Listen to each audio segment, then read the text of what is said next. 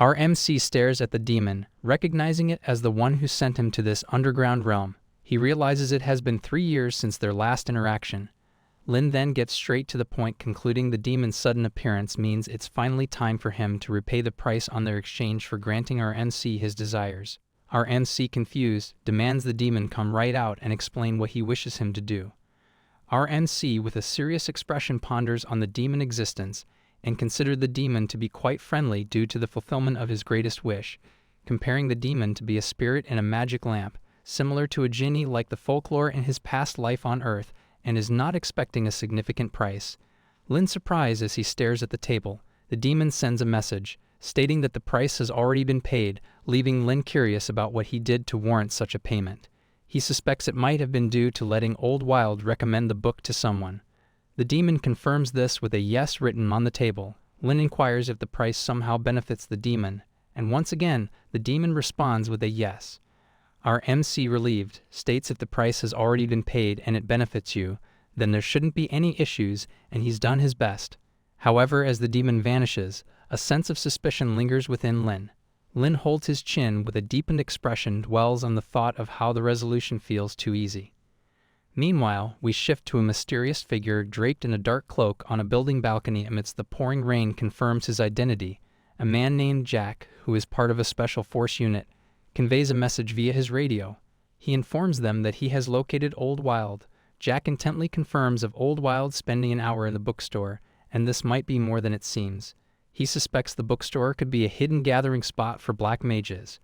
The man on the other end of the radio expresses surprise and insists on reporting to Joseph, and that Jack should report back immediately to explain the details. Jack, acknowledging understood. Radioing back, he'd return shortly. Just as Jack turns, Old Wild appears behind him, sensing something is amiss.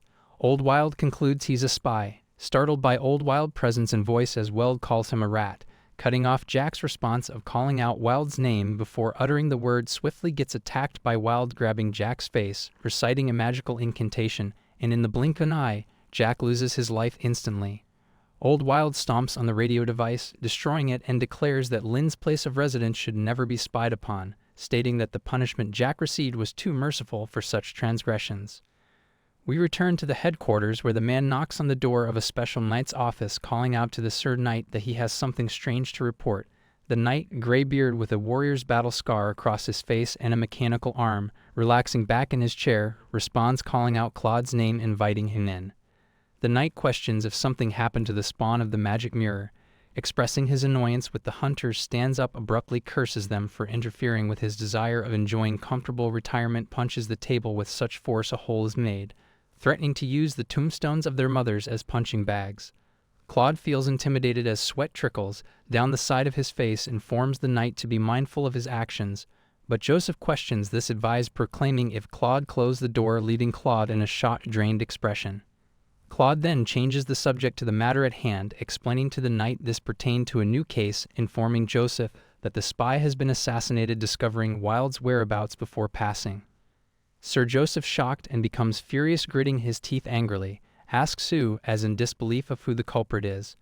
Claude reveals that it was Frank Wild, explaining that they thought he had died during the Battle of White Hills 2 years ago, but he actually survived. Sir Joseph confidently proclaims naturally there was no one who knew the pest, referring to Old Wild as well as he did. Wrapping his head around Old Wild coming out of hiding, curiosity arises and Sir Joseph questions why Old Wild was at 23rd Street. Claude admits that the report is limited since Jack didn't return to provide a full report. However, they know Old Wild spent an hour in the bookstore and may have borrowed or purchased a book from there.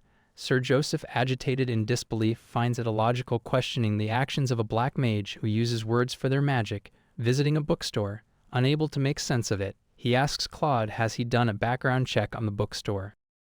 Claude explains that the bookstore belongs to the Ash Tree Merchant Group, a flagship establishment open for 3 years. It has a good reputation but lacks customers. The only peculiar aspect is its owner, who is not a local resident. Sir Joseph, doubting any connections, as the Ash Tree Merchant Group, who are affiliated with the Druids, are a nature-following group. He questions the assumption, stating it's unlikely they have any involvement with the Black Mages, but doesn't dismiss the possibility entirely. Claude reminds the knight investigating them with unsure claims would hurt the image of Ash Tree, insinuating retaliation against them. Frustrated, Sir Joseph abruptly approaches Claude and interrogates him about the mission of their Order of Knights. He responds in a trembling voice that their mission is to eradicate evil and bring peace. Sir Joseph vehemently agrees, and that they cannot tolerate anyone who aligns with evil or works with those who do. Believing Old Wild's hour-long stay had no such innocent intentions of just reading books and delightfully drinking tea. As he questions his disciple, if that's all he thinks happened, he'd have to put on his sharp mithril boots and kick Claude a few times for him to learn his lesson. Claude trembles in fear, but then he mentions that the Ash Tree Merchant Group funds 40% of their operations. Realizing this fact, he stands there motionless in utter defeat.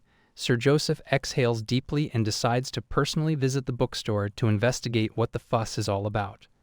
As he leaves the base, numerous knights line up, respectfully greeting him. He glances at Mr. Lin's record, determined to see the true nature of Mr. Lin. It is revealed that the knight's name is Joseph Abraham, one of the 10 Radiant Knights who defeated Old Wild in a terrible battle long ago. Suddenly, Sir Joseph begins to hallucinate, perceiving bright red light all around him. Sir Joseph cursing while questioning the sudden appearance now, a magic sword materializes before him, and Sir Joseph utters the curse of the magic sword, Candela. Joseph finds himself submerged in water, drowning as demonic tentacles wrap around him. He even experiences an illusion of a mysterious man attempting to choke him, falling deeper into the water with a mysterious light gleaming from the depths. On a rainy street near Mr. Lin's bookstore, drenched and disoriented, he pants as he mutters to himself, clearly frustrated. He realizes that the curse of the sword, Candela, has been activated once again. The curse stems from the madness possessed by its original owner, capable of driving people insane with vivid hallucinations. Only powerful knights can withstand a curse through tremendous willpower and a strong mind. However, Joseph knows he can no longer withstand its effects. He has yet to find a suitable successor for the blade, and is no longer an undefeatable sacred knight. He considers himself just an old cripple, unlucky knight. Instead of going to the bookstore, he decides to continue down the street, hoping for a better day. Shifting scenes, we witness the lifeless bodies laid scattered among the ground. A man named Helix, the leader of the White Wolf clan, admits that he underestimated Jie, considering she was once the second in command of the clan. He acknowledges that she is not as weak as he initially thought. Jie Jixu, the formidable warrior, is then seen standing in front of a burning building. Suddenly, more enemies begin charging at her from behind, attacking as they shout for her to die. She effortlessly dismantles them without flinching. She gives orders and requests an update report from her companion, Max, of the current situation. Max, a brown-haired man wearing a cyclone mask, can be seen situated on a nearby rooftop, confirms the dire circumstances caused by Helix's madness after acquiring the spawn of the magic mirror. He warns Jie that they are outmatched since Helix has formed an alliance with Casper, the third in command. Another woman with silver hair, carrying a chainsaw-like sword and twin bazookas on her chest, named Kay, joins the conversation, providing her insight while dragging another defeated enemy by his collar. Kay nods, explaining Helix and Casper must have planned this assault in advance and has overwhelming power. Jie Jixu turns around to Kay, expressing gratitude. Jie thanks Kay for intervening with her pursuers, ensuring Jie Jixu's previous escape. Kay commends Jie Jixu's impressive control over her tainted blood, enabling her to retain complete composure even in her transformed state, a feat impossible for regular hunters. Another individual appears by the name of Rat Ran, a White Wolf intelligence and eccentric member of their group, bursts onto the scene, adding that Helix and Casper are merely panicky level while she is the real panicky hunter. Kay expresses her distaste for Rat Ryan, but Jie assures them all that they can trust him due to a loyalty rune marked on his soul. Jie proceeds to explain that both Kay and Max possess the ability to resist the mind corruption caused by the magic mirror, thanks to the White Mage's rune. They have all chosen the path of hunting the cruel dream beast, a formidable task that leaves no room for doubt. Jie Jixu, rallying her hunters.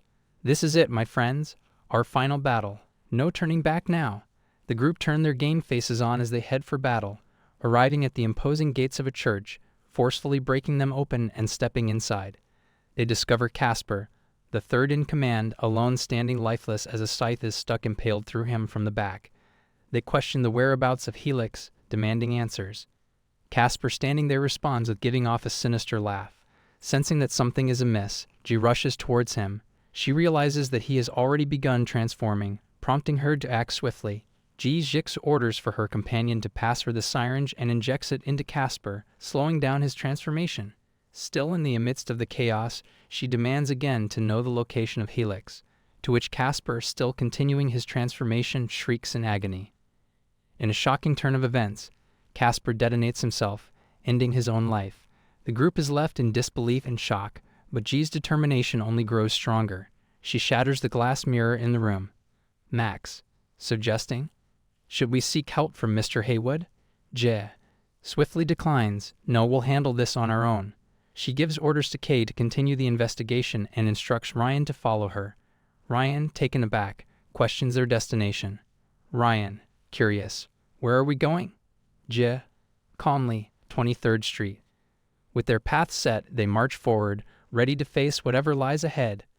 Our MC is seen sitting in his cozy bookstore, sipping a cup of coffee and engrossed in a book. He looks around the store, contemplating the lack of customers, realizing it has been 3 slow days without any customers. He attributes the lack of business to the absence of both Old Wild and G. He ponders that he's only able to scrape by thanks to the black-clad lady who was willing to finance his bookstore and give him a formal business registration certificate and temporary residence permit. Nevertheless, he remains hopeful that the book he recommended to the mysterious lady might be helpful to her. As he contemplates ways on how to attract more customers, he is pleasantly surprised when Jai enters the store, dressed elegantly. Lin stares dumbfounded in awe of her beauty. Our MC excitedly snaps back to reality, welcoming her. "Ah, Jai, you're back. It's been so quiet here for the past few days.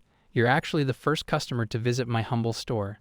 He then thinks about his luck turning around for the better, remembering that Jai is the daughter of a wealthy tycoon. Lin sees this as an opportunity to elevate his business by making her a regular customer, as he feels she will be the key to his future wealth. He expresses his surprise that she returned so soon, stating that she is the first person to visit the bookstore in 3 days. Unbeknownst to Mr. Lin, Ji believes he is disappointed in her. Despite the guidance he provided last time, she gazes at the gargoyle statue that Old Wild gifted Mr. Lin. Observing the gargoyle statue, sensing a powerful aura emanating from it, she contemplates its connection to mages and the magical world. Jie, slightly apologetic, "Mr. Lin, I'm sorry if I disappointed you." Just then, Ji's subordinate, Rat Ryan, enters the bookstore, confused by their destination. Ryan, confused, "Boss, why did you bring me to meet this ordinary person?" Mr. Lin inquiries about Ryan's identity, curious to understand the dynamic between him and Ji. Jai explains Rat Ryan to be her loyal subordinate. Pouring coffee for everyone, Mr. Lin sighs, assuming that Ji's disappointment stems from a traumatic failed romantic relationship, assuming she argued with her ex-boyfriend for days before he ran off with her money. Ji starts to explain her brutal battle that had taken place after receiving Lin's teachings. She had improved on pushing her enemy back, which after 5 hours to lead to no avail, as her true target escaped her grasp. As Mr. Lin sips his coffee, he becomes increasingly confused, unable to comprehend the true context of Ji's conversation. Unaware that Jai is talking about actual battles and enemies, he believes she is discussing failed relationships and financial losses. Nevertheless, he pours more coffee for Ji and expresses his understanding, trying to be supportive. Pouring more coffee for Ji, Mr. Lin offers his thoughts, while Ryan remains utterly bewildered. In the background, Ryan recalls a past conversation where he provided classified information about Old Wild's whereabouts. He arrogantly plans his next manipulative move, believing his next target, a knave individual, will easily fall for his deceit. However, he is interrupted by Kay, who informs him that Jai is looking for him urgently, and he hastily leaves towards the bookstore. Returning back to the present, Rat Ryan ponders on why Jai is so respectful to such a normal person, speaking to Lin as if he's some kind of indescribable god. Our MC comforts Ji, letting her know not to worry, and that her immediate enemy right now isn't the one she let get away, and that what she fears is fear itself. Ji feels a glimmer of happiness, grateful for Mr. Lin's empathy. She asks for his thoughts, seeking validation. Meanwhile, Ryan, in the background, remains utterly bewildered, unable to comprehend the conversation unfolding before him. He realizes that Lin is speaking vaguely, only uttering empty words, and that they are tricks of a liar. Our MC suddenly excused himself, stating he had to finish some business and would be back momentarily, while thinking to himself how he thought no one would come to this shop today, yet ended up drinking way too much tea. Ryan suddenly demanded from his boss her reasoning behind listening to this facade being told to her by Lin. But just as tensions rise, Ji's blade presses against Ryan's throat. She berates him for his impudence, mistaking him for a wicked man. Ryan quickly realizes he must manipulate Ji to survive. He assures her of his loyalty and promises to prove it upon Mr. Lin's return. With a poisoned arrow prepared, he aims it at Mr. Lin, but before he can strike, the magic gargoyle awakens in response to Ryan's murderous intent. The gargoyle swiftly grabs Ryan, devouring him in an instant. Just as Mr. Lin returns, the gargoyle returns to its dormant state, resembling a mere statue. Upon Mr. Lin's return, he apologizes for briefly stepping away and inquiries about her subordinate's sudden absence. Terrified and petrified, Ji responds with a shaky voice, indicating that something urgent has indeed happened. Stuttering as she musters up her words, something urgent has happened, Mr. Lin.